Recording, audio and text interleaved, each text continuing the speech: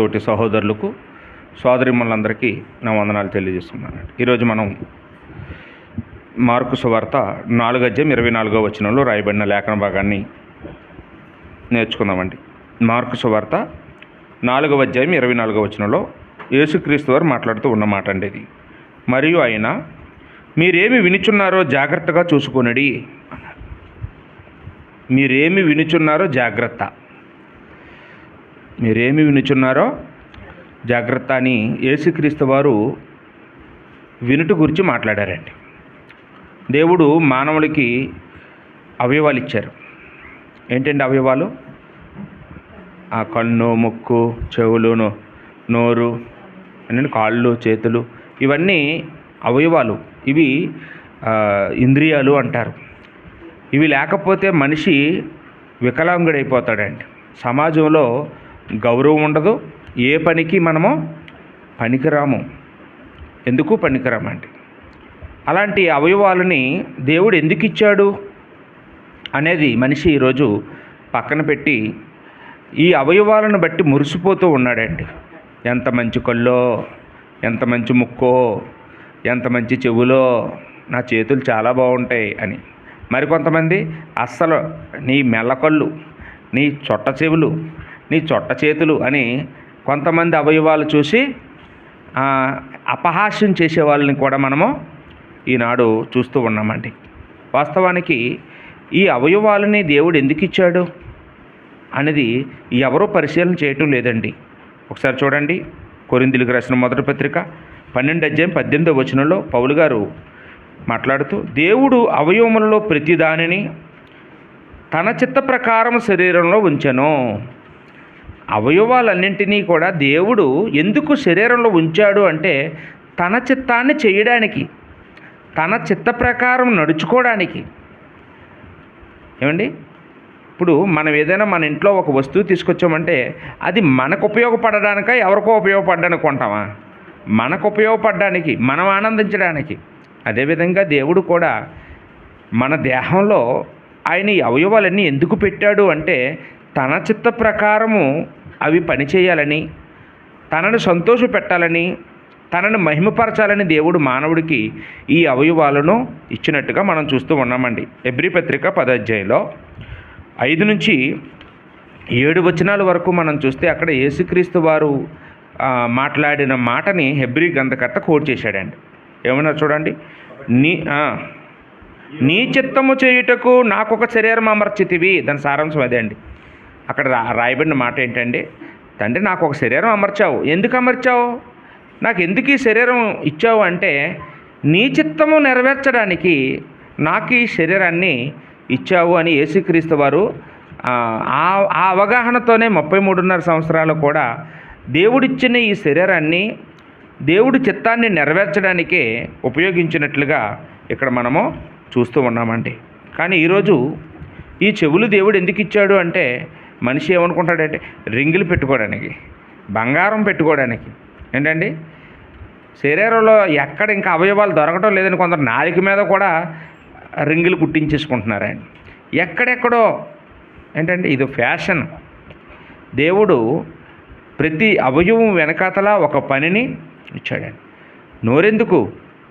మాట్లాడడానికి. చెవులెందుకు? వినడానికి, దేవుని మాటలు వినడానికి. కళ్ళెందుకు? ఏంటండి, దేవుని గ్రంథాన్ని చదవడానికి.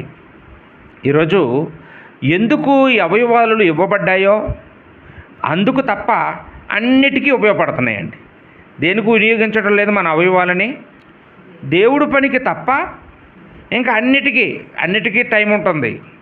దేవుడి పని చేయడానికి, అవయవాలతో దేవుడి పని చేయడానికి, దేవుడికి వాడడానికి మనిషి చాలా ఇబ్బంది పడిపోతూ ఉన్నాడండి. చాలా ఇబ్బంది పడిపోతూ ఉన్నాడు.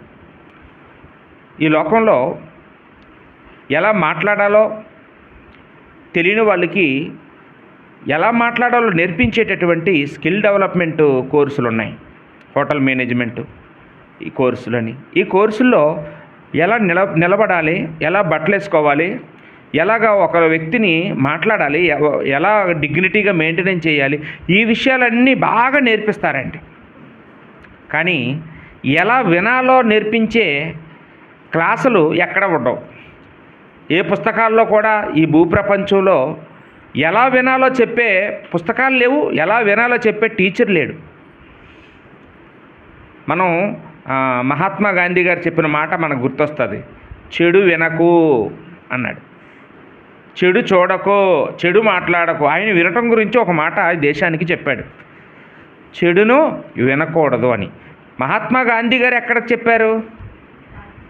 గ్రంథం చదివాడు కనుక, బైబిల్ చదివాడు కనుక ఆ బైబిల్లో ఉన్నటువంటి విషయాన్ని భావితరాల వాళ్ళు తెలుసుకోవాలని 3 కోతులు బొమ్మలు చూపించి ఆయన ఈ మాటలు చెప్పడం అనేది మనం ఇక్కడ ఆలోచన చేస్తూ ఉన్నామండి. కాబట్టి ఎలా వినాలో సమాజానికి చెప్పింది ఏది అంటే వన్ అండ్ ఓన్లీ బైబిల్ ఒకటేనండి. బైబిల్ తప్ప ఈ భూప్రపంచంలో ఎక్కడా కూడా ఎలా వినాలో నేర్పించే పుస్తకాలు లేవనే సంగతిని నేను చెప్పడానికి గర్వపడుతూ ఉన్నానండి. యాకోబు పత్రికలో 1వ అధ్యాయం 19వ వచనంలో మనం చూసినప్పుడు దేవుని యొక్క వాక్యాన్ని ఎలా వినాలో యాకోబు గారు చెప్పారండి. ఏమన్నారు చూడండి, వినుటకు వేగురుపడువానిగాను అన్నాడండి. ఏం చేయాలమ్మా? వినుటకు వేగురుపడువానిగా. అంటే దేవుని యొక్క వాక్యాన్ని వినడానికి వేగిరపడాలా, లేకపోతే సాతాను మాటలు వినడానికి వేగిరపడాలా, లోక సంబంధుల మాటలు వినడానికి వేగిరపడాలా, లేకపోతే ఆత్మ సంబంధులు లేదా పరిశుద్ధుల మాటలు వినడానికి వేగిరపడాలా? ఎవరి మాటలు వినడానికి వేగిరపడాలి? వేగిరపడమంటున్నాడు కదా అని చెప్పేసి ఈరోజు మనుషులందరూ ఏ మాటలు వినడానికి వేగిరపడుతున్నారండి? చెడు మాటలు వినడానికి, లోకస్తుల మాటలు వినడానికి, సాతాను మాటలు వినడానికి చాలామంది, కొంతమంది అందుకే కలుసుకుంటారండి. 2 వ్యక్తులు కూర్చొని మాట్లాడుకుంటే ఎవరి గురించి మాట్లాడుకుంటారో తెలుసా అండి? ఈవిడ గురించి చెప్పదు, ఆవిడ గురించి ఆవిడ చెప్పదు. వీళ్ళిద్దరూ కలిపి ఎవరో ఎక్కడో ఉన్న వాళ్ళ గురించి మాట్లాడుకుంటుంటారండి. అలా సంగతి తెలుసా, వీళ్ళు ఇతని సంగతి తెలుసా, వీళ్ళు వీళ్ళు వీళ్ళు ఎలా డబ్బులు తెచ్చుకుంటారో తెలుసా, వీళ్ళు ఎక్కడికి వెళ్తున్నారో తెలుసా. వీళ్ళు ఎప్పుడు 2 వ్యక్తుల సంభాషణ దేని గురించి వింటున్నారు, దేని గురించి చెవులు వాడుతున్నారు అంటే చెడు మాటలు వినడానికండి. చెడు మాటలు వింటే చెడిపోతామండి. చెడు మాటలు వింటే ఏమైపోతాం? చెడిపోతాం. బైబిల్లో మొట్టమొదటి మానవ పతనం ఎక్కడ సంభవించిందండి? ఏదెను తోటలో. ఈ ఏదెను తోటలో ఎవరి ద్వారా సంభవించిందంటే సాతాను గాడి ద్వారా సంభవించిందండి. సాతాను వచ్చి హవ్వ దగ్గరికి వచ్చి ఏం చేశాడంటే చెడు మాటలు చెప్పాడు. ఎవరి మీద చెప్పాడు చెడు మాటలు? దేవుడి మీద. ఆదికాండం 3వ అధ్యాయం 1వ వచనం నుంచి మనం చదివితే ఇది నిజమా అంటూ మొదలుపెట్టాడు. ఇది నిజమా? ఈ తోట చెట్లలో దేనినైనా తినొద్దని దేవుడు మీకు చెప్పాడా? మీరు చనిపోతారని చెప్పాడా? మీరు చావనే చావరు. ఇది తింటే మీ కళ్ళు తెరవబడతాయి, మీరు దేవతల వంటి వారు అయిపోతారు, మీరు దేవుడితో కంటే గొప్పవారు అయిపోతారు. అందుకే దేవుడు వారవలేక, మీరు హ్యాపీగా ఉంటే చూడలేక దేవుడు మీకు తినొద్దని షరతు పెట్టాడు. ఇది మీరు తింటే ఏమవ్వదు, మీకు అంత మేలే అని దేవుడి మీద చెడు మాటలు చెప్పాడండి హవ్వతో. హవ్వ ఏం చేయాలండి అప్పుడు? సరే మీరు ఎవరో నాకు తెలియదు, ఈరోజే పరిచయం, ఏదో మా దేవుడు రోజు వస్తారు మా దగ్గరికి, రోజు మాట్లాడతారు. ఈరోజు వచ్చాక అతనితో అడిగి ఏంటండి ఇలాగ చెప్తున్నాడండి ఇతను ఎవరో అడిగి నిర్ణయం తీసుకుంటానండి, రేపు వచ్చి మీరు రేపు రండి మళ్ళీ అని అన్నదండి. పోనీ మా ఆయన వచ్చాక మా ఆయన్ని అడుగుతానండి, అప్పుడు మా ఆయన చెప్పిన తర్వాత అప్పుడు నేను మీరు చెప్పింది చేస్తానండి అన్నదా? అసలు ఆయన ఎవరో తెలీదు, ఆయన ఎలాంటి క్యారెక్టర్ కలిగిన వాడో తెలీదు. ఆ మాటలకి చాలా అట్రాక్ట్ అయిపోయింది, వెంటనే నిర్ణయం తీసేసుకుంది, వినేసిందండి. చూడండి, ఒక విషం ఒక మనిషి నోట్లో కడుపులో ప్రవేశిస్తే ఆ మనిషినే చంపుతుందండి. ఒక విషం, ఒక విషపు చుక్క ఒక మనిషి కడుపులో ప్రవేశిస్తే ఆ మనిషినే నాశనం చేస్తుంది. కానీ ఒక విషపు మాటలు ఒక వ్యక్తి చెవిలో పడ్డాయంటే అది ఆ వ్యక్తితోనే ఆగిపోదండి. అది కుటుంబాలని నాశనం చేస్తుంది, గ్రామాలని నాశనం చేస్తుంది, దేశాలని నాశనం చేస్తుంది, సంఘం అందరినీ నాశనం చేస్తుంది. కాబట్టి చెడు మాటలు చాలా ప్రమాదకరమైనవి. ఆ రోజు అవ్వ విన్న చెడు మాట ఆవిడతో ఉండిపోయిందా? ఆదాముని చెడగొట్టింది. ఏమండి, ఈ రోజుకి మనందరమీ కూడా ఎందుకు పాపం చేస్తున్నామంటే ఈ మంచి చెడ్డల తెలివి ఈ భూమి మీదకి సంప్రాప్తమైంది. ఎవరి వల్లండి? ఆదాం హవ్వల వల్లే. వాళ్ళిద్దరూ చేసిన చెడు మాటలు వినడం వల్ల ఈరోజు మనందరమీ కూడా ఏం చేస్తున్నామండి? పాపం చేయవలసిన పరిస్థితి మనందరినీ పాపం ఏలుతుంది. కాబట్టి ఇక్కడ మనం ఆలోచన చేయవలసింది ఏంటంటే, చెడు మాటలు వినడం చాలా ప్రమాదకరం అండి. చెడు మాటలు వినడం చాలా ప్రమాదకరం. చెడు మాటలు ఎవరినైనా వేరు చేస్తాయండి. వాస్తవానికి ఒక మనిషి ఎందుకు చెడు చెప్తాడు ఒకళ్ళ గురించి? ఏంటండి, అప్పటి వరకు హ్యాపీగా ఉంటాం మనం. ఆదాము అవ్వలు కూడా ప్రతిరోజు చల్లపూట దేవుడితో మాట్లాడేవారు, దేవుడితో ఫ్రీగా ఉండేవారు. ఏమిటండి, వాళ్ళు ఆనందంగా ఉండేవారు. వాళ్ళ ఆనందాన్ని చూడలేక ఎలాగైనా వీళ్ళ బంధాన్ని తెంపాలి, వీళ్ళ మధ్యన గ్యాప్ తీసుకురావాలి, వీళ్ళని దూరం చేయాలి అని కంకణం కట్టుకున్నాడు సాతాను. వాడు అనుకున్నది సాధించాడండి. ఈనాటికి కూడా చాలా కుటుంబాల్లో భార్యాభర్తలు చాలా అన్యోన్యంగా ఉంటారండి, చాలా హ్యాపీగా ఉంటారు. వాళ్ళ మధ్యకి ఎవరో ప్రవేశిస్తారండి. ప్రవేశించి భర్తకు తెలియకుండా భర్త మీద భార్యకి చెప్తారు, భార్యకి తెలియకుండా భార్య మీద భర్తకు చెప్తారు. కొన్ని నెలల్లో అత్త కోడలు అన్యోన్యంగా ఉంటారు. వాళ్ళ దగ్గరికి వెళ్ళి ఏం చేస్తారండి? అత్తకి తెలియకుండా అత్త మీద కోడలకు చెప్తారు, కోడలకు తెలియకుండా కోడల మీద అత్తకి చెప్తారండి. వాళ్ళు ఎందుకు అలాంటి మాటలు చెప్తున్నారంటే వీళ్ళ ఆనందం చూడలేక, వీళ్ళ కుటుంబం హ్యాపీగా ఉండడం వారవలేక ఎలాగైనా ఈ కుటుంబాన్ని ఈదులోకి లాగాలి, ఎలాగైనా ఈ కుటుంబాన్ని నాశనం చేయాలి, భూమి మీద లేకుండా చేయాలని ఉద్దేశంతో ఏంటంటే సాతానుగాడు ప్లాన్ అండి. సాతానుగాడు కొంతమందిని అలా వాడుకుంటాడు.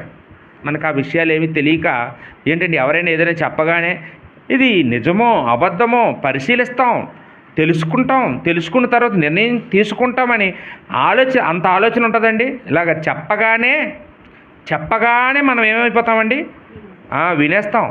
సామెతల గ్రంథంలో సొలొమోను గారు ఈ చెడ్డ మాటలకు ఒక పేరు పెట్టాడండి. సామెతల గ్రంథం 26 అధ్యాయం 22వ వచనంలో చూస్తే, సామెతలు 26:22లో కొండెగాని మాటలు రుచిగల పదార్థముల వంటివి అన్నాడండి.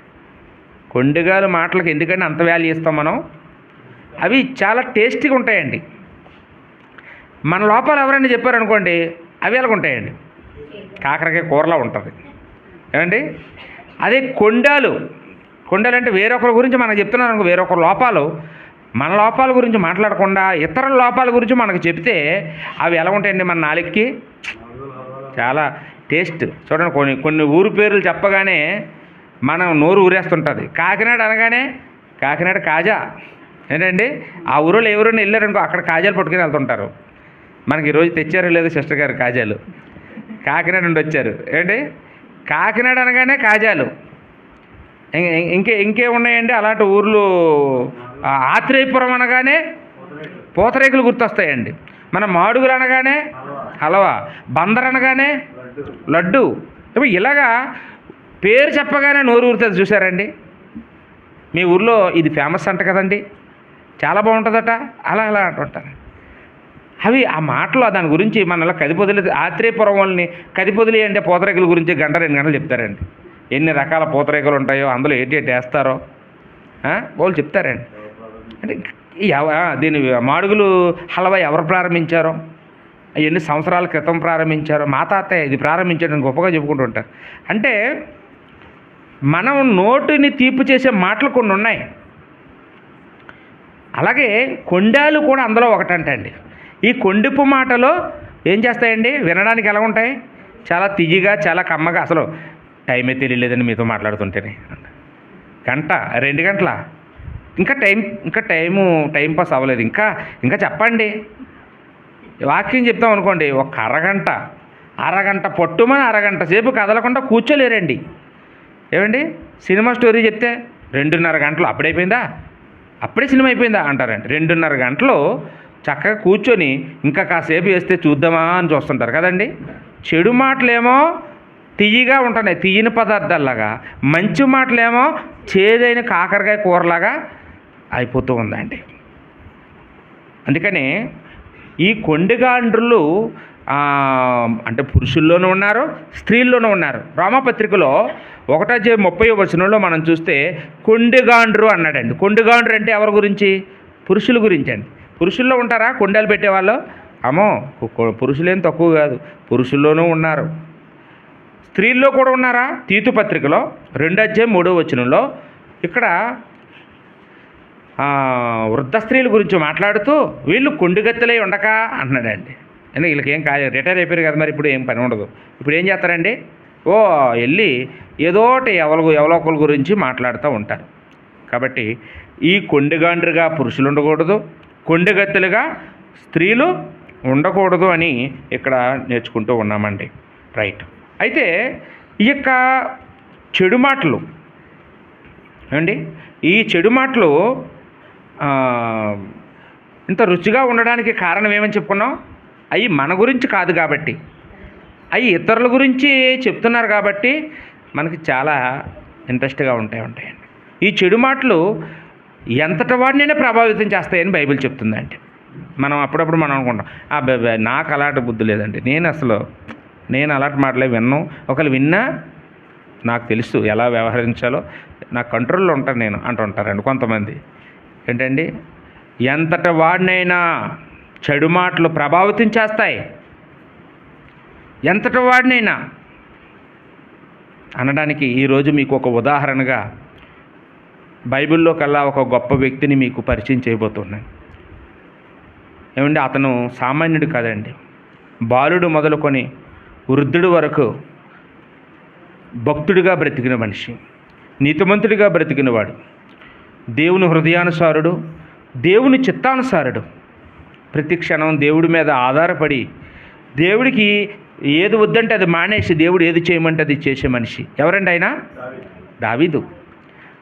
దావీదు కూడా చెడు మాటలు విని ప్రభావితుడైపోయాడా అంటే అయిపోయాడండి. దావీదు కూడా అయిపోయాడండి. దావీదే అయిపోతే ఇంకా నీ పరిస్థితి నా పరిస్థితి ఏంటండి? నువ్వెక్కడా, నేనెక్కడా? దావీదుకున్నటువంటి భక్తి ఏంటి, మన భక్తి ఏంటండి? ఆయనకున్న విశ్వాసం ఏంటి, మన విశ్వాసం ఏంటి? అంత గొప్ప మనిషే పడిపోతే, చెడు మాటల దగ్గర ఫ్లాట్ అయిపోతే ఇంకా మనం అసలు నిలబడతామా? ఒకసారి ఆలోచన చేసుకుందామండి. ఈ దావీదు ఏ సమయంలో ఇతడు చెడు మాటలు విన్నాడో అది మనం తెలుసుకోయే ముందు 2 సమూయేలు గ్రంథానికి వెళ్దాం. 2 సమూయేలు గ్రంథం 9వ అధ్యాయంలో మొదటి నుంచి మనం చూసినప్పుడు, చదవద్దులేండి బ్రదరు, 2 సమూయేలు గ్రంథం 9వ అధ్యాయం మొదటి నుంచి. నేను చెప్పేది మాత్రం చూసుకోండి లేదా రాసుకోండి, చదివితే బోల్ టైం పడుతుంది. ఇక్కడ సందర్భం ఏంటంటే, దావీదు రాజయ్యాడు. దావీదు రాజైన తర్వాత తనని రాజుగా చూడాలనుకున్న తన స్నేహితుడు చనిపోయాడని దావీదు చాలా బాధగా ఉన్నాడు. ఎవరండి దావీదు స్నేహితుడు? యోనాతాను. వాస్తవానికి సౌలు తర్వాత సౌలు కుమారుడైన యోనాతాను ఇశ్రాయేలుకు రాజుగా అవ్వాలి. ఎవరైనా అదే కోరుకుంటారు. రాజశేఖర రెడ్డి గారు చచ్చిపోతే జగను ముఖ్యమంత్రి అవ్వాలనుకున్నాడు, అంతే కదండి. రాజీవ్ గాంధీ చచ్చిపోతే అతని కొడుకు ప్రధానమంత్రి అవ్వాలని ఆ కుటుంబం కోరుకుంటారు, తప్పులేదు. కానీ విశేషం ఏంటంటే, ఆ యోనాతాను బతికున్నప్పుడే దావీదుని రాజుగా చూడాలనుకున్నాడండి. రాజుగా ఉండడానికి అర్హతలన్నీ కొడుకున్నప్పటికీ, నేను కాదు రాజుని, నువ్వు రాజుగా ఉండాలి, నువ్వే కరెక్టు, నువ్వే న్యాయం చేస్తావు అని కోరుకున్నాడండి. సౌలు చేతిలో నుండి దావీదుని తప్పించాడండి యోనాతాను. ఆ రహస్యాలన్నీ, కుటుంబ రహస్యాలు చెప్పి, మా ఇంట్లో ఉంటే నీకు క్షేమం కాదు, మా నాన్న మా చెల్లినిచ్చి నీకు పెళ్లి చేయడు, నిన్ను చంపేస్తాడు, నువ్వు ఇక్కడి నుంచి వెళ్ళిపో, ఇదిగో నీ వస్తువులు తీసుకొని వెళ్ళి ఎక్కడైనా ఆనందంగా బ్రతుకు, మరలా మనం కలుసుకుందాం అని చెప్పి పంపించాడండి. తిరిగి ఎప్పుడు కలుసుకోలేదండి. ఇంకా అదే ఆఖరి చూపులు. దావీదు 20 సంవత్సరాలు దాదాపుగా అరణ్యాల్లో బ్రతికాడు. ఒకరోజు కబురొచ్చింది, ఫిలిస్తీన్ల చేతిలో సౌలు కుమారులు చనిపోయారు అని. అప్పుడు సౌలు చచ్చిపోయినందుకు ఒక బాధ అయితే, సౌలు కుమారుడైన యోనాతాను ప్రాణ స్నేహితుడు, వాళ్ళిద్దరూ బంధం అంట, భార్యాభర్తలు లాంటి బంధం అంట అండి, అంత ప్రేమ. బైబిల్లో రాయబడిన మాట, నేను వాడిన పదం కాదు. ఒక స్త్రీకి పురుషుడి పట్ల ఎంత ప్రేమ ఉంటుందో యోనాతానికి దావీదు పట్ల అంత ప్రేమ అంట అండి. అలాంటి ప్రేమికుడు చనిపోయాడని దావీదు పడిన ఆవేదన ఇంత అంత కాదండి. కాబట్టి రాజైన వెంటనే ఎలాగైనా ఆ యోనాతాను కుటుంబానికి మేలు చేయాలి, ఉపకారం చేయాలి, అతనితో నేను చేసుకున్న నిబంధనకి న్యాయం చేయాలనుకున్నాడు దావీదు. అప్పుడు ఎవరైనా సౌలు కుటుంబంలో జీవించున్నారా అని అడిగాడండి.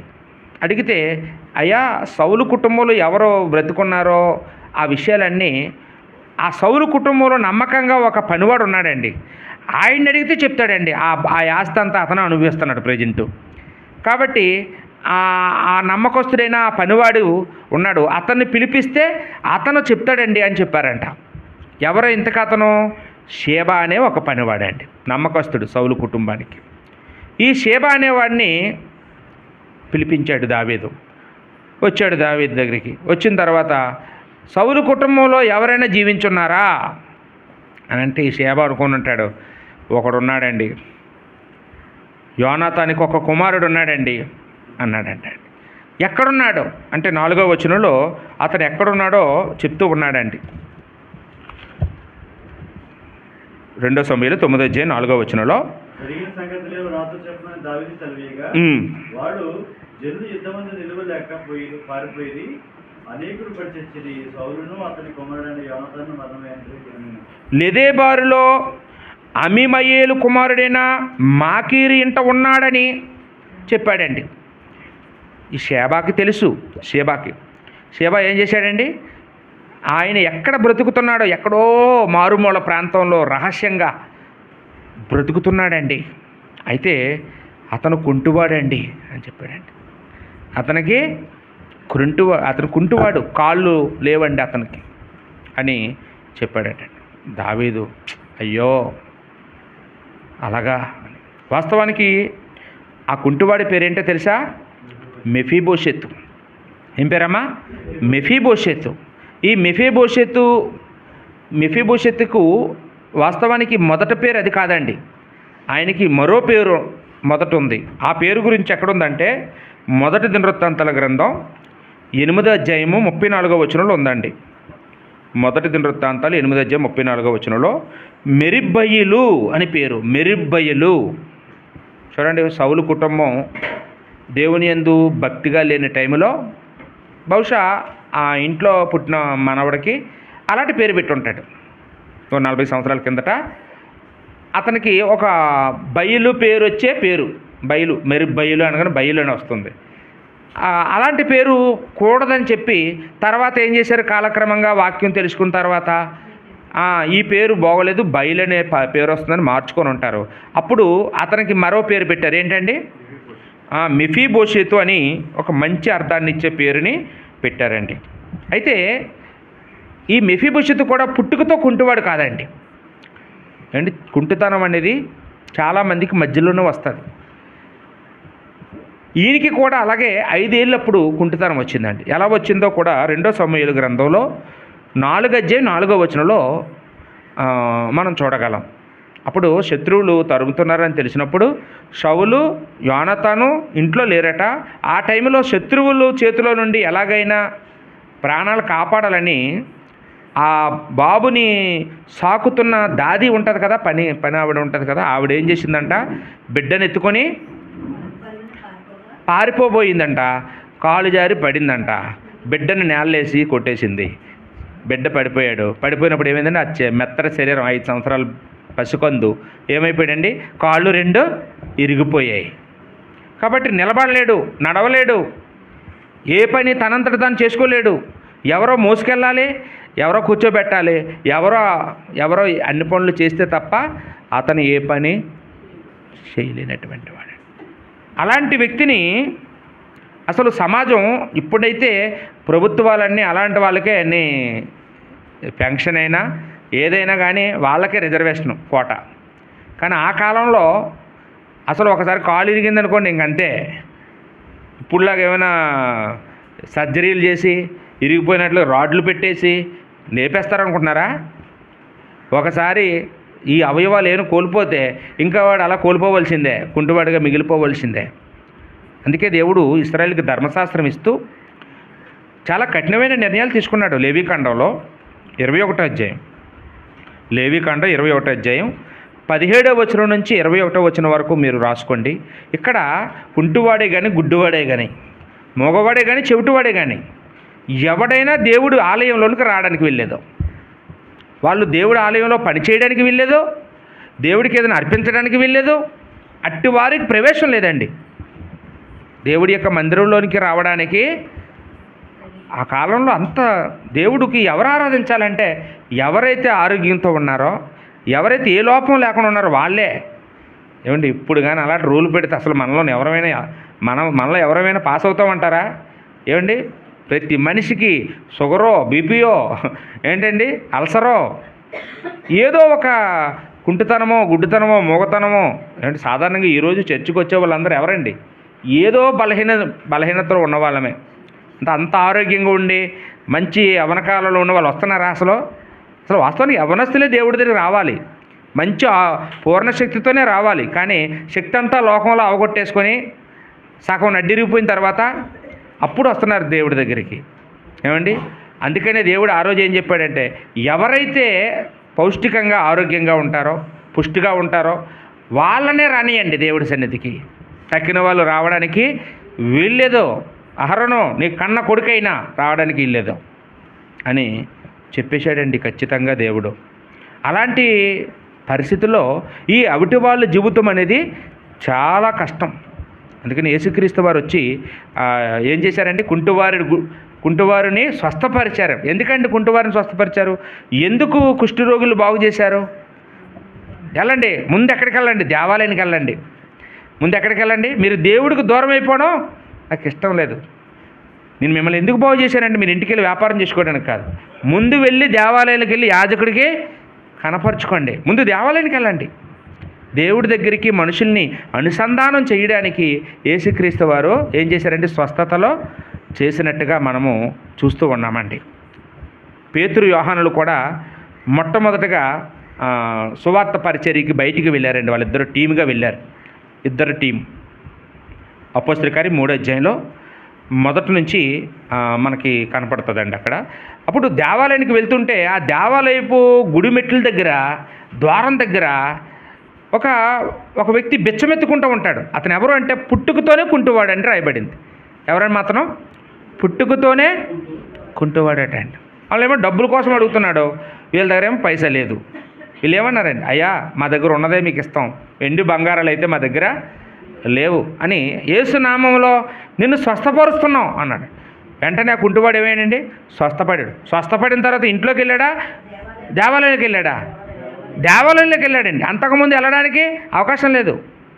ఎవరో మోసుకొచ్చేవారు, ఆ మెట్ల దగ్గర పడేసేవారు, సాయంత్రం అయితే ఇంటికి మోసుకెళ్ళేవారు. కానీ ఈరోజు ఏం చేశాడండి, అతనంతలో అతనే గంతులు వేస్తూ దేవాలయానికి వెళ్ళాడని 8వ వచనంలో స్వస్థపడ్డాక దేవాలయంలోకి వెళ్ళాడనే మాట రాయబడిందండి. దిగ్గులు లేచాడంట, లేచి నడిచాడంట. ఎక్కడికి?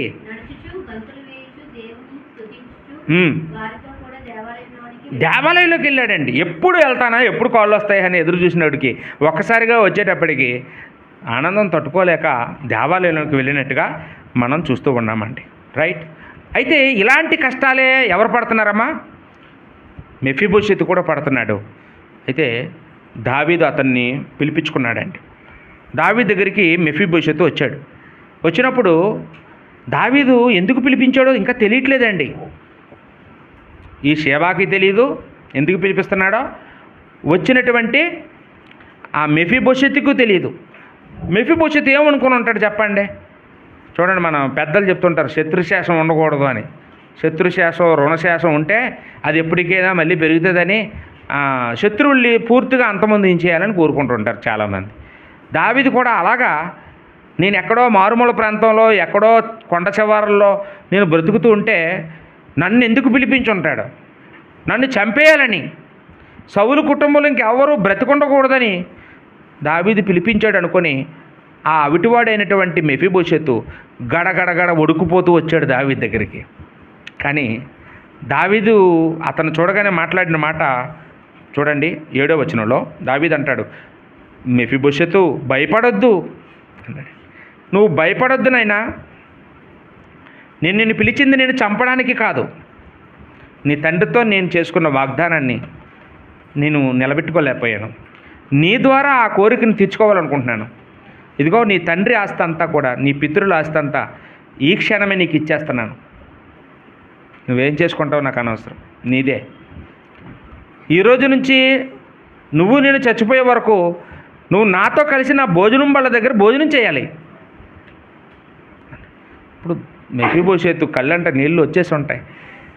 అయ్యా నేను చచ్చిన కుక్కలాంటి వాడిని, నా పితరులందరూ చచ్చిపోయినారు, ఎవ్వరూ లేరు, నాకు తినడానికి తిండి కూడా లేక, మంచి బట్టలు లేక, ఎవడో ఒక అనామకుడు దయ చూపించి ఇంత గెంజి పోస్తుంటే వాళ్ళ పంచన బతుకుతున్న నన్ను పిలిపించి నా పితరుల ఆస్తి అంతా నాకు ఇచ్చేస్తానంటవా? నీతో కలిసి భోజనం చేయడానికి నాకు అయోగ్యత. చచ్చిన కుక్క అంటే చచ్చిన కుక్కని ఎవరైనా పట్టించుకుంటారండి? అసలు ఈడ్చేస్తారు తాడు కట్టి ఊరు చివరికి. ఏమండి, అలాంటి బ్రతుకు నాది, చచ్చిన కుక్క లాంటి బ్రతుకు. నాకు ఆస్తి అంత ఇస్తావా? నాకు నీతో కలిసి భోజనం చేయమంటున్నావా ప్రతిరోజు వచ్చి? అసలు ఏంటండి ప్రేమ అని తట్టుకోలేకపోయాడండి ఆ రోజు ఆనందాన్ని. ఆ విషయాలన్నీ మీరు తర్వాత చదవండి. ఇక్కడ మనకి యేసుక్రీస్తు వారు కూడా దావీదులా కనపడతారండి. ఏమండి, మనం ఎక్కడో లోకంలో, ఎక్కడో చీకట్లో, ఎక్కడో పాపంలో బ్రతుకుతున్న మనల్ని దేవుడి సన్నిధిలోకి రావడానికి అర్హత లేని వాళ్ళం మనం కూడా కదండి.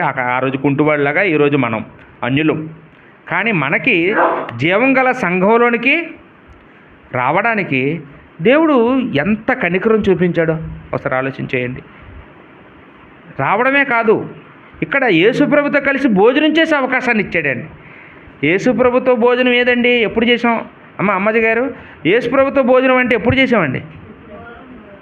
ప్రతి వారం ప్రభు బల్ల తీసుకుంటున్నాం కదండి. ఈ బల్లలో పాలు పంపులు పొందడం, ఇది ఏం బల్ల అంటే భోజనం బల్ల. ఎవరితో కలిసి భోజనం చేస్తున్నామండి ఈరోజు? యేసుప్రభుతో కలిసి భోజనం చేస్తున్నాం. యేసుప్రభు ఆ మాట చెప్పారు, నేను మీతో కలిసి మరలా దీన్ని తీసుకునే వరకు నేను దీనిని తినను అన్నారు. అంటే యేసుప్రభు చనిపోయే ముందు ఆ మాట చెప్పారు శిష్యులతో. మళ్ళీ మీతో కలిసి నేను తీసుకునే వరకు నేను తిన్నానంటే ఎప్పుడు తీసుకుంటారో? దాంతోపాటు యేసుప్రభు చనిపోయిన తర్వాత సంఘం ఎప్పుడైతే ఆరాధన చేస్తారో, వాళ్ళు ఆరాధన చేసినప్పుడల్లా యేసుప్రభు వారు వచ్చి ఏం చేస్తారండి? దీన్ని తింటారు, అప్పటి వరకు తినరు అన్నాడు అనమాట.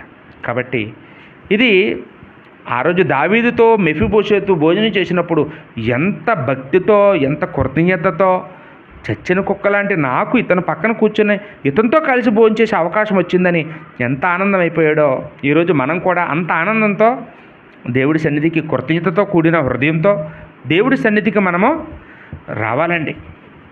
ఈరోజు మనం ఎలా ఫీల్ అవుతాం?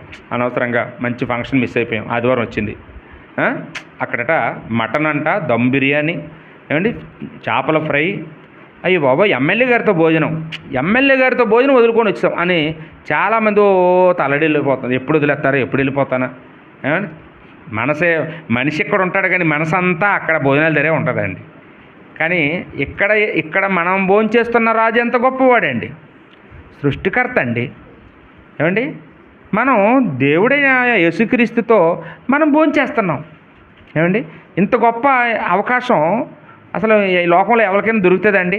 మనకి ఇచ్చేటండి అవకాశం. దాన్ని మనం ఒక 100 రూపాయల కోసమో, ఏమంటే ఒక 200 కోసమో అమ్మేసుకుంటున్నామండి. ఆ ఛాన్స్ని అమ్మేసుకొని ఆ భోజనాన్ని మిస్ అయిపోతుంటాం. ప్రభు వల్లనే మిస్ అయిపోతున్నామండి. విలువ తెలియని మనుషులుగా మనము మిగిలిపోయాం. సరే, ఈ స్టోరీ కాస్త పక్కన పెడితే దావీదుకి కొంతకాలానికి కష్టకాలాలు ప్రారంభమయ్యాయండి. దావీదు కుమారుడైన అబ్షాలోము దావీదుని చంపేసి దావీదు రాజ్యాన్ని పొందుకోవాలని కుట్ర చేస్తున్నాడు. ఆ సంగతి దావీదుకి తెలిసి దావీదు ఏం చేశాడు? తన కొడుకుతో యుద్ధం చేస్తే కొడుకుని చంపుకోవాల్సి వస్తుంది కాబట్టి, తన కొడుకుని తన చేతులతో చంపుకోవడం తనకి ఇష్టం లేదు కాబట్టి, తన కొడుకు చావు చూడడం తనకు నచ్చలేదు కాబట్టి, వాడిని ఎలుకొని మనం ఈ రాజ్యాన్ని నాకు అక్కర్లేదు అనుకున్నాడు. అడవుల వెంట పరుగులు పెట్టాడు. ఆ సమయంలో దావీదుని ఇష్టపడే వాళ్ళు చాలామంది దావీదు వెంట వెళ్ళిపోయారు, రాజ్యాన్ని వదిలిపెట్టి. అలా వెళ్ళిపోతున్న సందర్భంలో దావీదుకి ఒక ఆయన ఎదురుపడ్డాడండి. ఎవరు ఎదురుపడ్డారు చూడండి, 2 సమూయేలు గ్రంథం 16వ అధ్యాయంలో 1వ వచనం నుంచి మనం చూస్తే ఈ సేబా ఎదురయ్యాడండి. ఎవరమ్మా సేబా? ఎవరో ఇందాక చెప్పాను, ఈ అబషలోముని దావీదుకు పరిచయం చేసిన పనివాడు. ఎవరండి? సేబా. సౌలు కుటుంబానికి నమ్మకమైన పనివాడు. ఈ పనివాడు ఆ అడవిలో దావీదు దగ్గరికి వచ్చాడండి.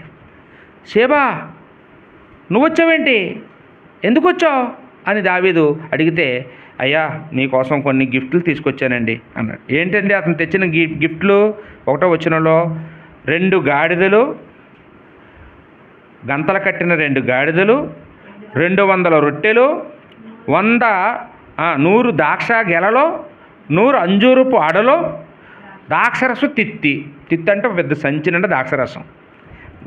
దావీదు గారు కోటలో ఉంటే రోజు డైలీ ఫుడ్ అండి వాళ్ళకి. ద్రాక్షరసం తాగకుండా ఒకరోజు ఉండరు, అంజూరపు పళ్ళు తినకుండా ఒకరోజు ఉండరు, ద్రాక్ష పళ్ళు తినకుండా ఒకరోజు ఉండరు. ఎప్పుడు కూడా వాళ్ళు కాలినటకని ఎప్పుడు నడవరు. ఈరోజు ఇవన్నీ అవసరమా దావీదుకి? అవసరమేనండి. ఎంత దూరం అని నడుస్తాడు? గాడిద ఉంటే గాడిద మీద కూర్చొని జర్నీ చేయొచ్చు. అది అప్పుడు వాళ్ళకు అది వాహనం అండి.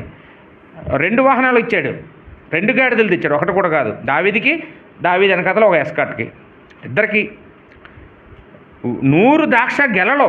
అంటే మనలో గెల అంటే ఏదో పావు కేజీ కాదండి, మనం ఎవరికైనా బాగోపోతే మహా అయితే 1 కేజీ గెలలే.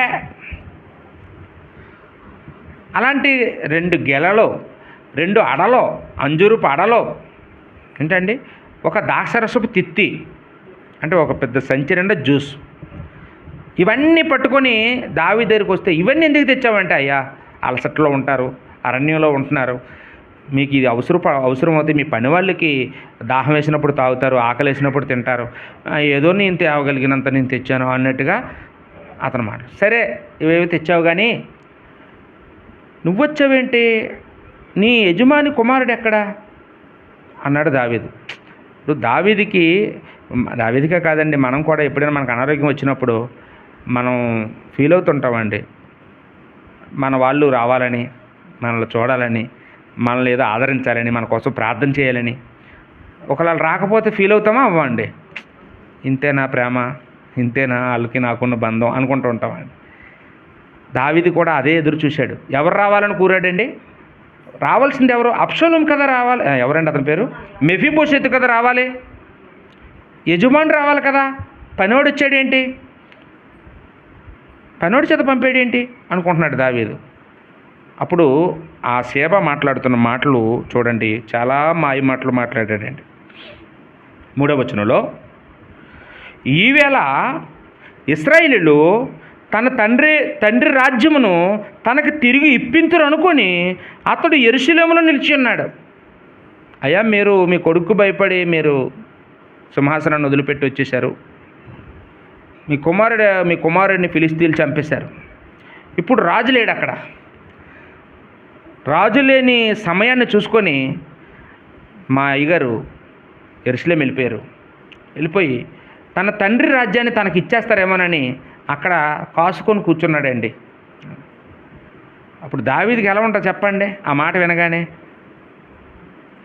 ఈ మెఫీబోషెతు ఇంత అవకాశవాదా, అదే కుంటువాడు కదా, అవిటివాడు కదా అని చారదీస్తే, నా భోజనం బల్ల దగ్గర కూర్చోబెట్టుకుని భోజనం పెడితే, ఆస్తంతా అతనికి ఇచ్చేస్తే ఇంకా అతనికి చాలేదా? ఇంకా డబ్బు కావాలా? అతను రాజు అయిపోతాడా? యెరూషలేము వెళ్ళి కూర్చున్నాడా? విశ్వాసం లేదు అసలు, ఈ మనిషికి విశ్వాసం లేదు, కృతజ్ఞత లేదు. చూడు నేనేం చేస్తానో అతనికి అర్థమవుతుంది అన్నాడండి. దావీదు నమ్మేశాడు అతని మాటలు. 4వ వచనంలో చూడండి, అక్కడ మెఫీబోషెతునకు కలిగినదంతయు నీదే అని షేబాతో చెప్పగా అన్నాడు. మెఫీబోషెతుకు కలిగిందంతా ఈ రోజు నుంచి నీదే, అతనికి ఇచ్చేసాను అంతానా? అతను ఉండడు ఇంకా, అతనిదంతా నీదే. అతనికి ఇచ్చిన ఆస్తి అంతా తీసేసుకుంటున్నాను, నీకు ఇచ్చేస్తున్నాను, నువ్వు వెళ్ళి చెప్పు అతనితో చెప్పు, నీ ఆస్తి కూడా లేదు, ఈరోజు ఎక్కడో దిక్కుమాలిన చావు నీకు ఇబ్బంది పడిపోతావు, నువ్వు కష్టాలు పడుతూ నువ్వు ఎలాగోపో అని నేను చెప్పానని చెప్పు, ఆస్తి అంతా నీకు ఇచ్చేసానని చెప్పు అన్నాడు. ఆ రోజు అవ్వమ్మ చేసినట్టే చేశాడు కదా అచ్చంగాను. న్యాయంగా అయితే అతను ఏం చేయాలి చెప్పండి? ఒకటి దేవుడు ప్రార్థన చేయాలి, తండ్రి ఏంటి ఇలాంటి మాటలు వింటున్నాను, ఏంటి మెఫీబోషెత్ ఏంటి ఎలా ప్రవర్తించడం ఏంటి, నేను లేని టైంలో నా కొడుకు చచ్చిపోయిన టైంలో నా రాజ్యానికి రాజు అయిపోవడానికి వెళ్ళిపోయాడంట, నీ చిత్తమైతే ఈ సమస్యను నువ్వే పరిష్కరించని దేవుడు ప్రార్థన చేయాలి.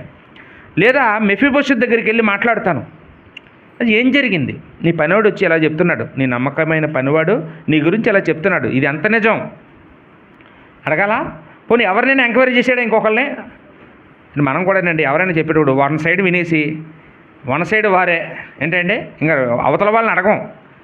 అత్త కోడలు గొడవ వచ్చింది అనుకోండి, కోడలు వచ్చి ముందు చెప్పింది అనుకో కోడలదే రైట్ అనుకుంటాం, ముందు అత్త చెప్పింది అనుకో అత్తదే రైట్ అనుకుంటాం. చూడండి ఇప్పుడు ఎవరైనా ఇంట్లో కొట్టేసి వాళ్ళే కంప్లైంట్ ఇవ్వడానికి వెళ్ళిపోతున్నారండి పోలీస్ స్టేషన్కి. పోలీసులు ఎవరి మాట నమ్ముతారండి? ముందు ఎవడొస్తాడో ఆడమాటే, ఆడికేసే మాట్లాడుతుంటారు. అలాగే ఉందండి ఇప్పుడు మానవ సమాజం అంతా కూడా. అప్పుడు దావీదు కూడా ఈ షేబా మాటలే నమ్మేశాడండి. నమ్మేసి ఇంకా ఆ మెఫీబోషెతుకు కీడు చేయడానికి రెడీ అయిపోయాడు. ఇప్పుడు దావీదు అరణ్య యాత్ర ముగించేసుకొని మళ్ళా యెరూషలేముకి సిద్ధమైపోయాడు, యెరూషలేముకి వచ్చేస్తున్నాడు. బహుశా ఈ ప్రయాణం చేయడానికి కొన్ని వారం ఎంతో పట్టొచ్చు. ఇప్పుడులాగా ట్రైన్లోనే ఫ్లైట్లోనో కాదు, గంటల్లో వచ్చేయడానికి. ఏంటంటే ఒక దేశం నుంచి ఇంకో దేశానికి రావాలి, దేశాలు దాటి వెళ్ళిపోయాడు దావీదు. అక్కడి నుంచి మళ్ళీ ఇక్కడ రావాలంటే కొన్ని రోజులు టైం పడుతుంది. వార్త తెలిసింది కొడుకు చచ్చిపోయాడని, ఇంటికి వస్తున్నాడు. ఇప్పుడు దావీదు కోసం చాలామంది బొకేలు పెట్టుకొని ఎదురు చూస్తుంటారు కదండి, రాజుగారు తిరిగి వస్తున్నారు అమ్మయ్య అని. అక్కడికి ఎవరు ఎదురొచ్చారు తెలుసా? అందరికంటే ముందుగా ఉన్నది ఎవరో తెలుసా? మెఫీబోషెత్ అండి. మెఫీబోషెత్ దావీదును చూడడానికి ఎదురుగా ఉన్నాడండి నిలబడి. చూడండి 2 సమూయేలు గ్రంథం 19వ అధ్యాయం 24వ వచనం నుంచి మనం చదివితే, 2 సమూయేలు గ్రంథం 24వ అధ్యాయం 19వ అధ్యాయం 24వ వచనం.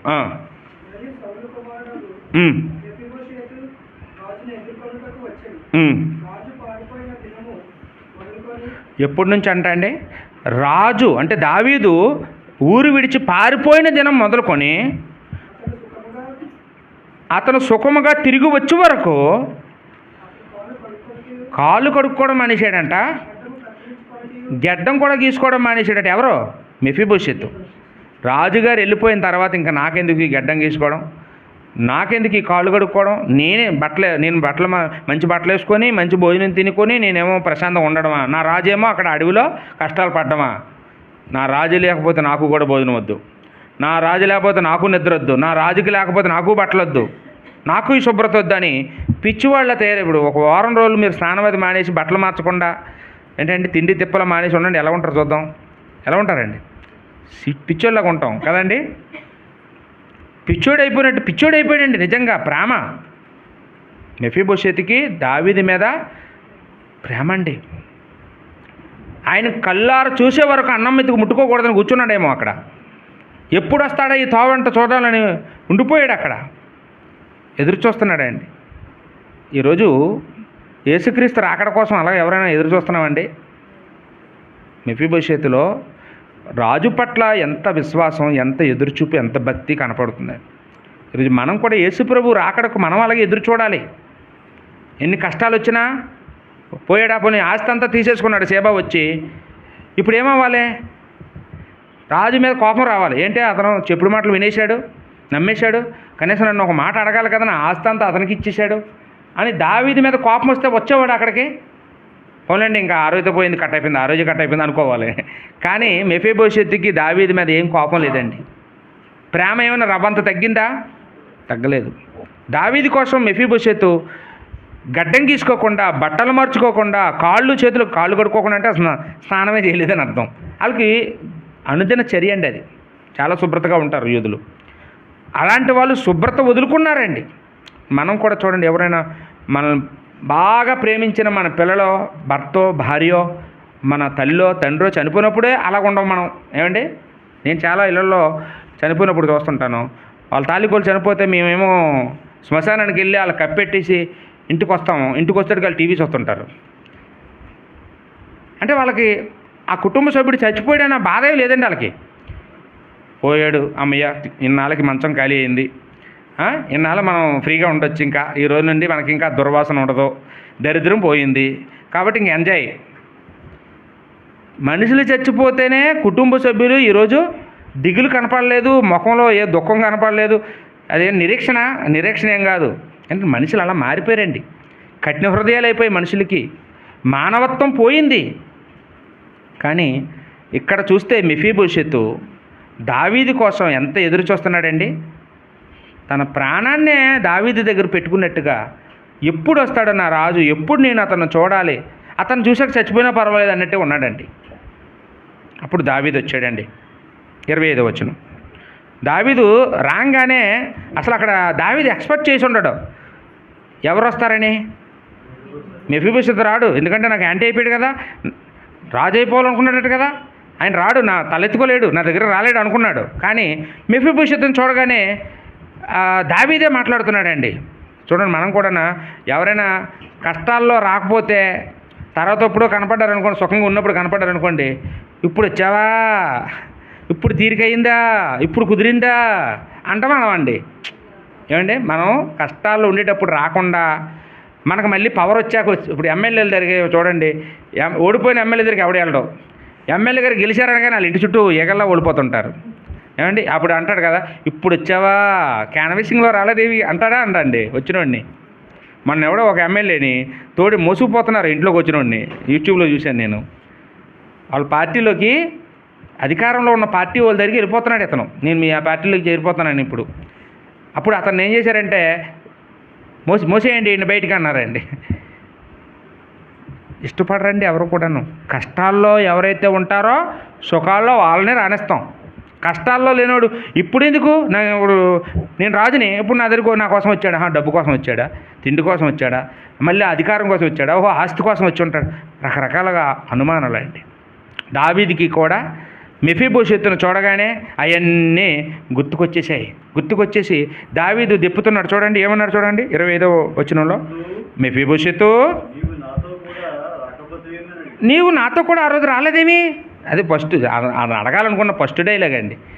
ఆ రోజు ఎక్కడికి వెళ్ళానైనా ఇప్పుడు వచ్చావేటి, ఆ రోజు ఎందుకు రాలేదు, నీ పనోడు వచ్చాడు కానీ ఆయనకున్న విశ్వాసం లేదయ్యా, నీకు కృతజ్ఞత లేదయ్యా, ఇప్పుడు వచ్చావా, నేను రాజు అయిపోతున్నాను కాబట్టి ఇప్పుడు వచ్చావు, నేను కష్టాల్లో ఉన్నప్పుడు చక్కగా నా రాజ్యాన్ని కొట్టేద్దామని అనుకున్నావు, ఇప్పుడు వచ్చావేమి అని అడుగుతున్నాడండి. అప్పుడు 26వ వచనంలో మెఫీబోషెతు సమాధానం అండి, రాజా నీ దాసునైన నేను కుంటివాడిని కనుక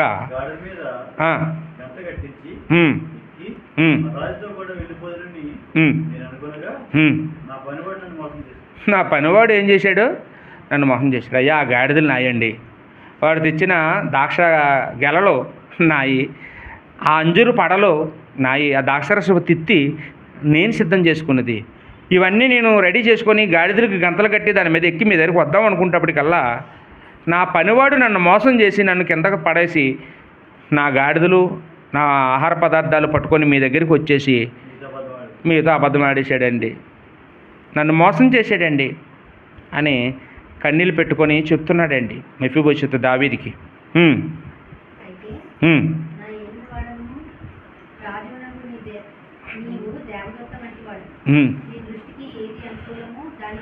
నువ్వే నాకు ఎలాగైనా న్యాయం చేయాలి, నువ్వే నా పక్షంగా ఉండాలి, నన్ను ఎలాగైనా కాపాడాలి అనటం లేదండి. రాజా నువ్వు దేవదూతలు అంటవాడి, నువ్వు అబద్ధం ఆడవు, నువ్వు తప్పు చేయు, నీకంతా తెలుసు, నీ దృష్టికి ఏది న్యాయమో అది చేయండి, నాకేం ఫేవర్గా చేసేమని నేను అడగడానికి రాలేదు, నా ఆస్తి నాకు ఇప్పించేయమని అడగడానికి రాలేదు, నీకు ఏది అనుకూలమో నీకు ఏది ఇష్టమో నువ్వు అదే చెయ్యి అన్నాడు. ఇక్కడ మళ్ళీ యేసుప్రభు కనపడుతున్నాడండి మెఫీబోషెతులో. యేసుప్రభు వారు కూడా తండ్రి నా ఇష్టం కాదు నీ చిత్తమే జరిగించు, నా ఇష్టం కాదు అన్నాడా ఏమండి. ఈరోజు ఎవరో అలా అంటామండి, మన ప్రార్థనలు ఎలా ఉండో తెలుసా, తండ్రి ఎలాగైనా ఇచ్చేయాలి, ఎలాగైనా మావాడే ఫస్ట్ రావాలి, ఎలాగైనా మాకు ఉద్యోగం వచ్చేయాలి, ఎప్పుడైనా నీ ఇష్టమే మా ఇష్టం కాదు అంటామా? ఆ మాట అనం. దేవదూతలే ఎవరు చెప్పినా చెయ్యు, దేవుడు చెప్పింది చేస్తాయి. అలాంటి వాడివి నువ్వు దావీదు. నీకు ఏది అనుకూలమో దేవుడు నీకు ఏది చేయమంటే అదే నువ్వు చెయ్యి, నాకు ఫేవర్గా చేయమని నేను అడగడం లేదు అని చెప్పాడండి. నా తండ్రి ఇంటి వారందరూ నా ఏలువాడును రాజు నీ దృష్టికి మృతుల వంటి వారై ఉండగా నీవు నీ బల్ల మీద భోజనం చేయ వారిలో నీ దాసుని నన్ను చేర్చింది కాబట్టి ఇకను రాజువైన నీకు మొదలుపెట్టడం నాకేమీ న్యాయమైన. అసలు గతంలోనే నువ్వు నాకు చాలా చేసావు. నా తాలికోళ్ళు అందరూ చచ్చిపోయారు, నేను కూడా చచ్చిన వాళ్ళు అంటుండే, చచ్చిన కుక్కని అన్నాడు కదండి. అలాంటి నాకు నా పితృల ఆస్తి అంతా ఇచ్చేసావు, నీ బళ్ళ దగ్గర భోజనం చేసే అవకాశం కూడా ఇచ్చావు. ఇన్ని ఇచ్చిన నీకు ఇంకా మళ్ళీ ఇప్పుడు వచ్చి నాకు మళ్ళీ సాయం చేయని మళ్ళీ నేను అడగకుండానే అన్ని చేసావు. ఈరోజు మళ్ళీ వచ్చి నాకు సాయం చేయని అడగడం నాకు న్యాయం కాదు. నేను అడగను, అసలు అలాంటివి నేను అడగను, అందుకు రాలేదు అన్నాడండి.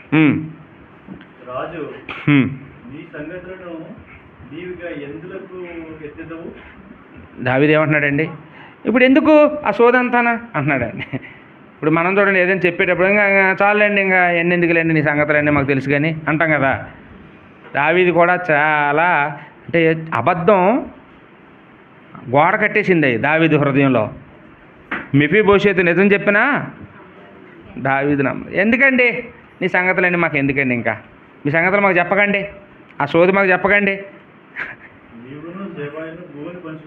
సరే ఓ పని చేయండి, ఆ భూమి అతనికి ఇచ్చేసాను కదా మొత్తం, నీ భూమి అంతానా 50-50 చేసుకోండి, సగం చేసుకోండి ఆ భూమిని, ఆ సేబాకు సగం ఇచ్చేయండి, మీరు సగం తీసుకొని పోనీ ఎలాగలా బ్రతకండి అన్నాడు.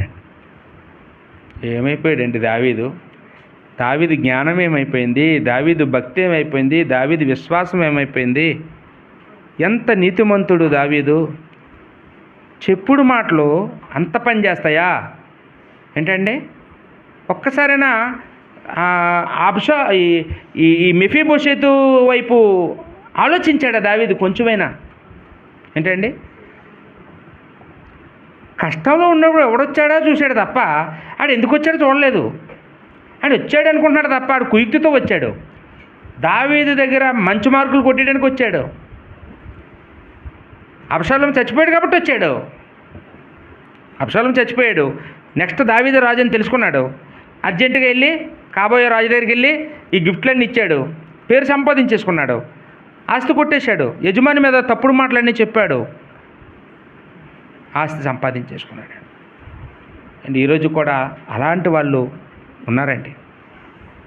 మన దగ్గర ఏదో లాభం సంపాదించుకోవడానికి ఏం చేస్తారండి, అందరి లోపాలు మనకు చెప్తారు. మనం నమ్మేయకూడదు.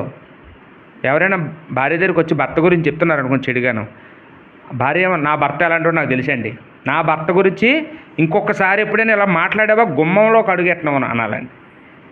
ఎలాంటి మాట్లాడగానే మన సహోదరులు ఎవరైనా చెప్పారనుకోండి, నీకు వందనాలు కూడా చెప్పను అనాలండి.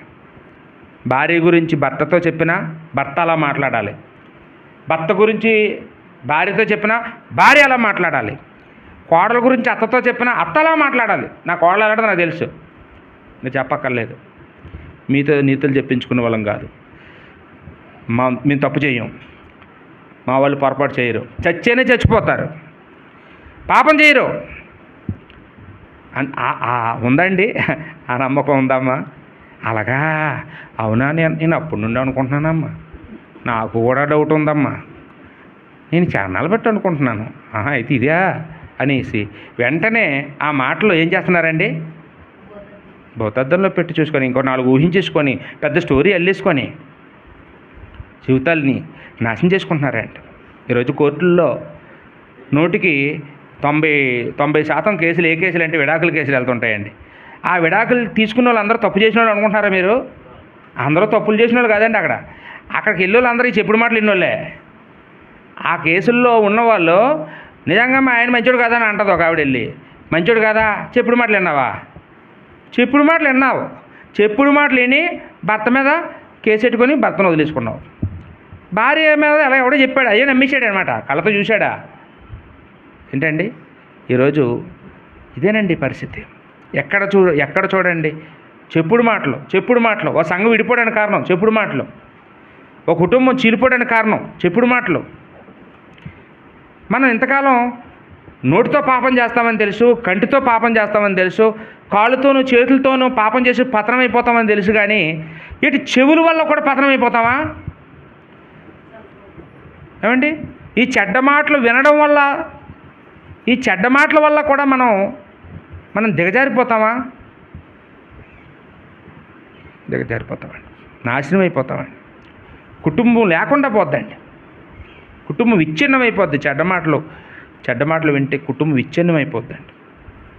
కాబట్టి ఎవరైనా చెప్పడానికి ట్రై చేసినా ఆ విషయాన్ని మనం నమ్మకూడదు. మనం కళ్ళతో చూసింది తప్ప మనం ఏది నమ్మకూడదండి. ఎవరి మాటలు నమ్మకూడదు. చెప్పే మాటలు అసలు నమ్మకూడదు. చెప్పుడు మాటలు వినకూడదు. దేవుడి మాటలు మనం వినాలి. వినుటకు వేగురుపడంటే దేవుడి మాటలు వినడానికి, ఈ సాతాను మాటలు వినడానికి కాదు.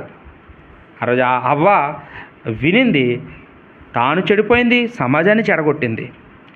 ఈరోజు దావీదు కూడా అదే కోణంలో కనపడుతున్నాడండి. దావీదు లాంటి వాడికే ఆ ఉచ్చులోని తప్పించుకొని రాలేదు. ఆ ఉచ్చులో పడిపోయాడు, చెప్పుడు మాటల్లో పడిపోయాడు. ప్రాణానికి ప్రాణంగా ప్రేమించినటువంటి మెఫీబోషెతుని అంతే స్పీడ్గా, ఎంత స్పీడ్గా చేర్చుకున్నాడో అంత స్పీడ్గా వెనక్కి లాగేసుకున్నాడు మొత్తం అంతా. ఎన్ని కష్టాలు పడ్డాడో. అది యోనాత్. కనీసం వాళ్ళ నాన్నగారు నేను గుర్తు చేసుకుంటే దావీదు ఏమో అది గుర్తు తెచ్చుకొని ఆఫ్ ఇచ్చాడేమో. సరే, ఇప్పుడు చూడండి, నిజాయితీకి బయటకు వస్తుందండి ఎప్పుడైనా సరే. ఇప్పుడు నీకు సగం ఇస్తానులే, తీసుకో, వెళ్ళిపో, గొడవ ఎందుకు అని అంటే మనమైతే ఏమంటామండి? సార్ సగం కాదు కానీ 300 ఇవ్వండి ఏదో బేరం ఆడుకుంటామండి డబ్బు మనుషులం అయితే. ఏమండి ఈయనేమన్నాడు తెలుసా? చదవండి పూర్తిగాను 29వ వచనం నుంచి 30వ వచనం మెఫీబోషెతు మాటలు.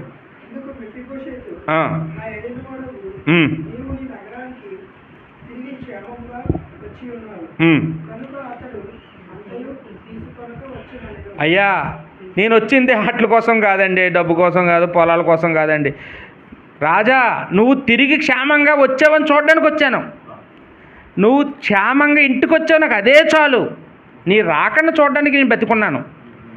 నిన్ను చూసేసి నేను చచ్చిపోదాం అనుకుంటున్నాను. అదంతా ఆడిని ఉంచుకోమానండి. మొత్తం 50-50 కాదు, 100% వాడినే తీసుకోమానండి, నాకు అక్కర్లేదండి అన్నాడు. ఏంటండి ఇది మామూలు అండి? మనకి కొత్త నిబంధనలో అపోజిషన్ పౌలు గారు కనపడతారు. సమస్తాన్ని పెంటగా వదిలేసుకున్నాడే. సమస్తం ఉద్యోగమా పోతే పోనీయండి, అన్నీ వదులుకున్నాడండి.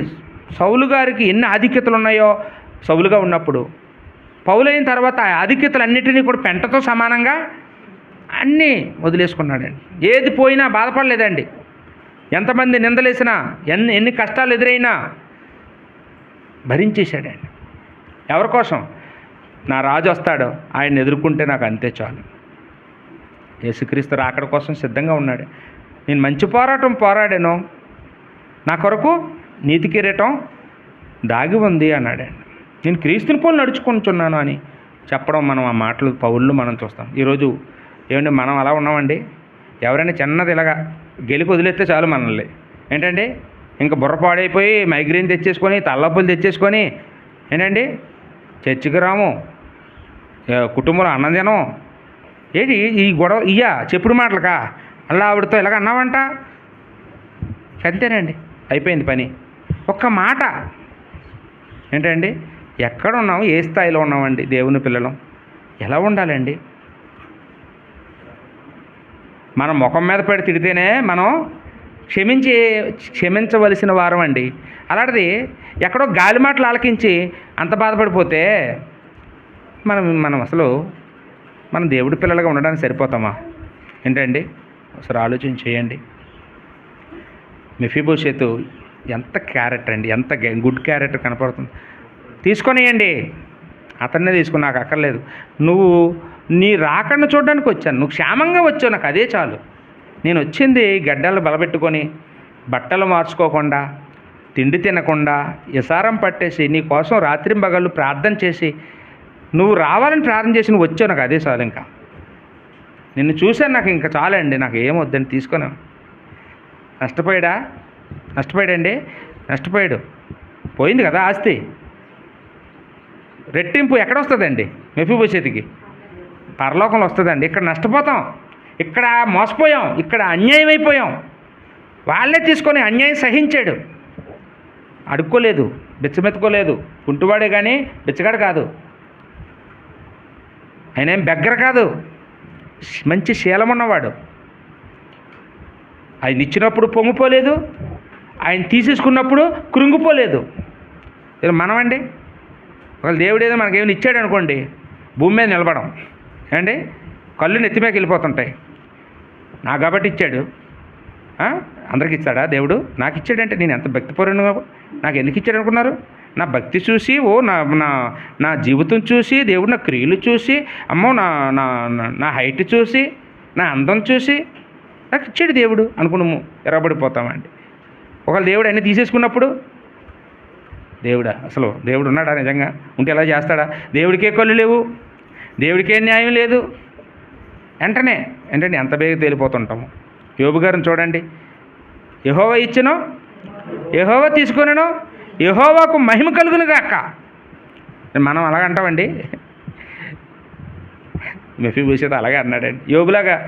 నాకైతే యోబు గారు కనపడ్డారండి మెఫీబోషెతులో. అంతా పోయినా పర్వాలేదు, మిమ్మల్ని చూశాను, నాకు అదే చాలు. ఆయనే తీసుకోమనండి.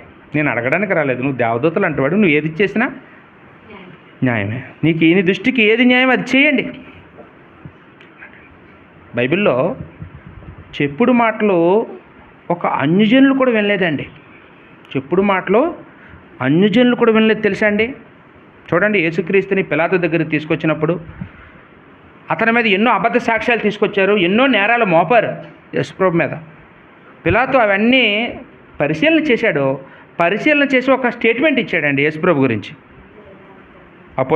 లోకాసు వార్త 23:4 లోకాసు వార్త 23:4 ఏమన్నాడండి? ఈ మనుషుని యందు నాకు ఏ నేరము కనబడలేదు, ఇతడు నీతిమంతుడు అన్నాడండి. అంటే ఇన్ని నేరాలు మోపాం మేము, ఒక్క నేరం కనపడలేదా అన్నారు. కనపడలేదు, ఇతను ఏ నేరం చేయలేదు. అంతమంది చెప్పుడు మాటలు చెప్పినా నమ్మలేదా? ఎప్పుడైనా పిలాతు గారు యేసుప్రభు దగ్గరికి వచ్చి పాఠాలు విన్నాడా? ఎప్పుడైనా అద్భుతాలు చేయడం చూశాడా? చూడలేదండి. పిలాతు గారికి యేసుప్రభుకి పరిచయం లేదు. పరిచయం లేకపోయినా ఇది ఒక అన్నం మెత్తి కొట్టుకొని అన్నం అంతా చెప్పినట్టు యేసుప్రభుతో గడిపిన ఆ గంట సమయంలోనే యేసుప్రభు క్యారెక్టర్ ఎలాంటిదో చెప్పాడండి అతను. జడ్జిలకి ఉంటుందండి, ఆ టాలెంట్ ఉంటుంది. వాళ్ళు ఒక అరగంట మాట్లాడితే ఇతను యథార్థవంతుడు కాదు చెప్పేస్తారు, వాళ్ళు మాటల్లో చెప్పేస్తారు. పోలీసులకి అలాంటి సైకాలజీ ఉంటుందండి. మనం తప్పు చేసాం లేదో మనతో పావుగంట మాట్లాడి చెప్పగలరు. పిలాతుకి ఆ సైకలాజికల్ జ్ఞానం ఉందండి. చెప్పేశాడు అతను, ఇతనంలో ఏ నేరం నాకు కనపడలేదు. ఒక అన్యుడండి, చెప్పుడు మాటలు వినలేదండి. ఈరోజు మనం దేవుని పిల్లలమై ఉండి ఎవరైనా చెప్తే ఏమండి ఎవరో బయట వాళ్ళ కోసం, మన ఇంట్లో వాళ్ళ కోసం ఏంటి, మన రక్త సంబంధం కోసం వినేస్తున్నాం ఏంటి? అలా కన్న కూతురు గురించి ఎవరు చెప్తే వినేస్తావా? కన్న తల్లి గురించి ఎవరో ఏదో చెప్తే నమ్మేస్తావా? నీ కడుపును పుట్టిన పిల్లలు, నీ తాళి కట్టిన భర్త, నీ తోడ పుట్టిన, నువ్వు తాగిన పాలు, నువ్వు విడిచిన పాలు తాగిన తమ్ముడు గురించి ఎవరో చెప్తే నమ్మేస్తావా? క్రీస్తు రక్తం చేత మనందరం కడగబడ్డాం, మన సహోదరుడి కోసం ఎవరో చెప్తే నమ్మేస్తావా? సరే ఆలోచన చేయండి. ఏమండి, ఏమైనా ఉందా మనలో? అసలు ఎంతసేపు నిలబడగలం? నమ్మకంగా ఎంతసేపు నిలబడగలం? ఒకసారి ఆలోచన చేయండి. ఇలాంటి సందర్భం అపోస్తుల కార్యం 19 కూడా 35-36 ఎఫెసీ పట్టణంలో పౌలు గారు సువార్త సేవ చేసి అన్యులందరినీ రక్షించినప్పుడు అక్కడున్న కంసాలులందరూ గొడవ పెట్టి, ఇతని వల్ల మాకు నష్టం కలిగింది, మా వ్యాపారాలు పడిపోయాయి, కాబట్టి మా బొమ్మలు ఎవరో కొనటం లేదు అని చెప్పి కంసాలులు కరణం అనే న్యాయాధిపతి దగ్గరికి వెళ్ళారు. అప్పుడు ఆ కరణం గారు మాట్లాడుతున్న మాట ఒకసారి చూద్దామండి. అపోస్తుల కార్యములు 19:35 నుంచి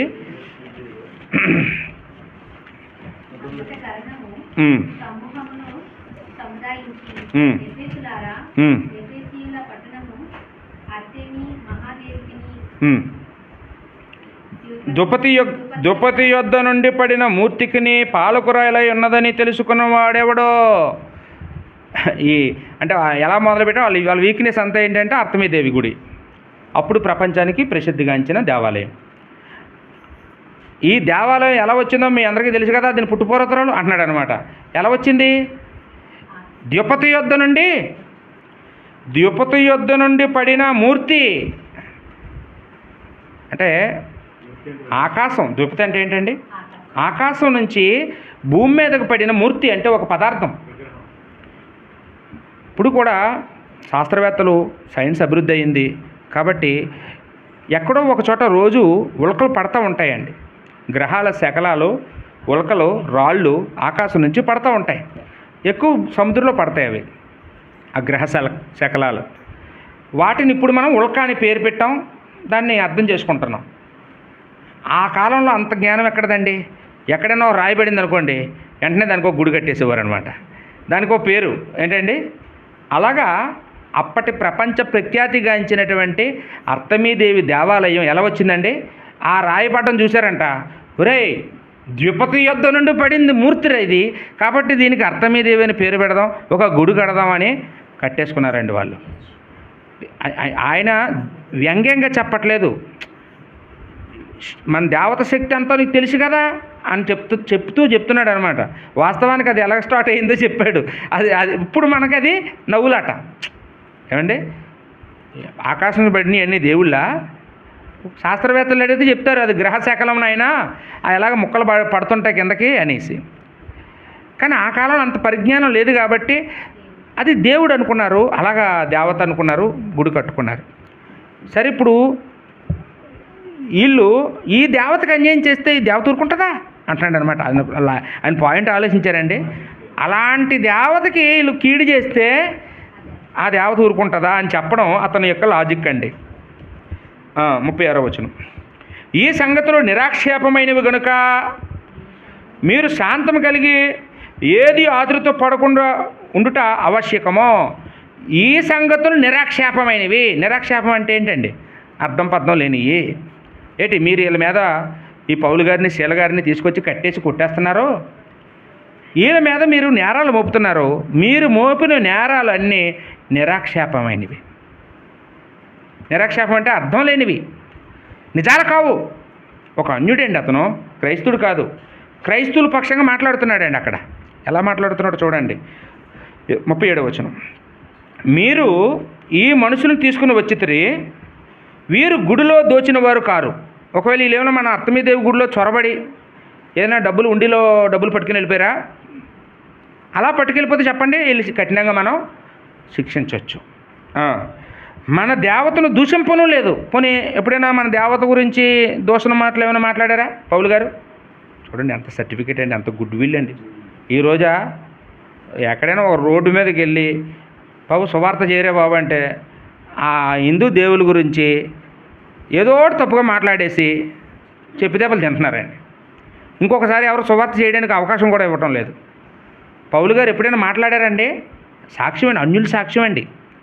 అన్యుల సాక్ష్యం పౌలు గురించి ఏమని? ఎప్పుడూ ఈ విగ్రహాలను దూషించలేదు పౌలు గారు. కరణం గారు సాక్ష్యం చెప్తున్నారు. పోనీ ఎవరిని దూషిస్తే చెప్పండి, ఆ మాట చెప్పండి, ఇక్కడ దూషించాడని. దూషించలేదు. దేమోత్రికిని అతనితో కూడా ఉన్న కంసాలులకును ఎవరి మీదైనను వ్యవహారం ఏదైనా ఉన్న ఎడల న్యాయసభలు జరుగుతున్నవి, అధిపతులు ఉన్నారు కనుక వారు ఒకరితో ఒకరు వ్యాజ్యమాడవచ్చును. పోనీ మిమ్మల్ని నేను వ్యక్తిగతంగా ఏమైనా దూషించాడా? కంసాలులారా మీరందరూ ఇక్కడ ఉన్నారు, ఇక పెద్ద మనుషులు ఉన్నారు, నేనే కాదు, ఇక్కడికి వచ్చి చెప్పండి, నీ పర్సనల్గా పౌలు గారు మిమ్మల్ని ఏమైనా తిట్టాడా? మీ దగ్గర ఏం దొంగతనం చేశాడా? మీకేం అన్యాయం చేశాడా? రండి ఇక్కడికి వచ్చి చెప్పండి. మాకేం చేయలేదండి, ఆయన సువార్త చేస్తున్నాడండి, అందరూ దేవుడిని నమ్ముకుంటున్నారు, మా బిజినెస్ అంటున్నారనమాట వాళ్ళు. అయితే ఈ సంగతులన్నీ నిరాక్షేపమైనవి. నీ బిజినెస్ నష్టం వస్తే అతనికి సంబంధం ఏంటండి? నీ బిజినెస్ బాగా చేసుకో, నువ్వు ఎవడో కొంటే నచ్చితే కొంటాడు, లేదా లేదు. అది కొనలేదని ఇతను కొట్టేస్తావా నువ్వు? ఎంత తప్పయ్యా అన్నాడు. ఇప్పుడైతేనండి ఈ కాలంలో పెద్ద మనుషుల దగ్గరికి వెళ్తే ఏంటండి ఎటువైపు చెప్తారండి? మన కులపోడైతే మనకాసే, మన కులపోడు కాసే. ఏంటండి, డబ్బున్నోడైతే డబ్బున్నోడు కాసే, ఎవడు లంచం ఇస్తే ఆడికాసే. కానీ ఆ కరణం చెప్పుడు మాటలు విన్నాడండి. పౌలు మీద ఎన్ని చెప్పుంటారో అవన్నీ ఆలకించి స్టేట్మెంట్ ఇచ్చేశాడు, మీరు చెప్పినవన్నీ నిరాక్షేపం. ఇంకేమైనా ఉంటే రండి చెప్పుకోండి, ఈ నాకు చెప్పినవి కాకుండా ఏమైనా కొత్తవి ఉంటే చెప్పండి. పోనీ ఏందో గుడిలో దోశాడా చెప్పండి రండి అన్నాడు. అసలు ఆ అన్యుడైన కరణానికి ఉన్న జ్ఞానం ఈ రోజుల్లో మనకుందా ఏమండి? ఎవడైనా ఎంత చెప్తే దాన్ని అంత సాగదీసుకొని ఏంటి ఊరంతా పెద్ద చేసేసుకొని భూతద్దం పెట్టి చూసేసి ఏంటంటే మన మనసులు పాడు చేసుకొని మన పక్క వాళ్ళ మనసులు పాడు చేసేసి ఈ ఇల్లు ఈదులోకి వెళ్ళిపోయి రోడ్డు మీదకి వెళ్ళిపోయి ఏమండి సర్వనాశనం అయిపోయి కుటుంబాలు నాశనం చేసుకుంటున్నామండి. చెప్పుడు మాటలు చాలా జాగ్రత్తగా ఉందామండి, చాలా జాగ్రత్తగా ఉండాలి. మనలాంటి మనం ఈ లోపమే దిద్దుకోకపోతే ఈ చెవులతోనే మనం ఇంకా చెడిపోతున్నామండి. చెవులతోనే చెడిపోతే ఇంకా కాపాడుకోవాల్సినవి చాలా ఉన్నాయి. ఎప్పుడు కాపాడుకుంటాం? నాలుకని ఎక్కడ కాపాడుకుంటాం? పాప ప్రపంచం. కంటిని ఎక్కడ కాపాడుకుంటాం? ఏమండి, ఎక్కడ అసలు మన హృదయాన్ని ఎక్కడ ఆపుకోగలం? హృదయం ఎంత ఘోరమైన వ్యాధి కలది. దాన్ని ఎప్పుడు బాగు చేసుకుంటాం? ఎప్పుడండి? ఏమండి, కాబట్టి మీరేమి వినుచున్నారో జాగ్రత్తగా చూసుకోండి. ఈ రోజు నుంచి వినే విషయంలో జాగ్రత్త పాటిద్దాం. దావీదంతటి వాడే ఏమైపోయాడమ్మా? దావీదంతటి వాడికి దిక్కు లేదండి, పతనమైపోయాడు. ఆ విషయంలో చెప్పుడు మాటలు వినడంలో దావీదు బలహీనుడా అంటే బలహీనుడు. అతనికి ఆ వీక్నెస్ ఉంది, పరిస్థితుల ప్రభావం. వినేశాడు.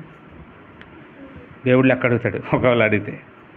కానీ బైబిల్లో ఇంకా రాయబడలేదండి. పోనీ ఆ సేబాకు శిక్ష వేశాడా దావీదు? లేదండి. ఈ మెఫీబోషెతు ఎలా చనిపోయాడు ఆ విషయాలు ఏం బైబిల్లో లేవు. అంతవరకే దేవుడు రాయించాడు.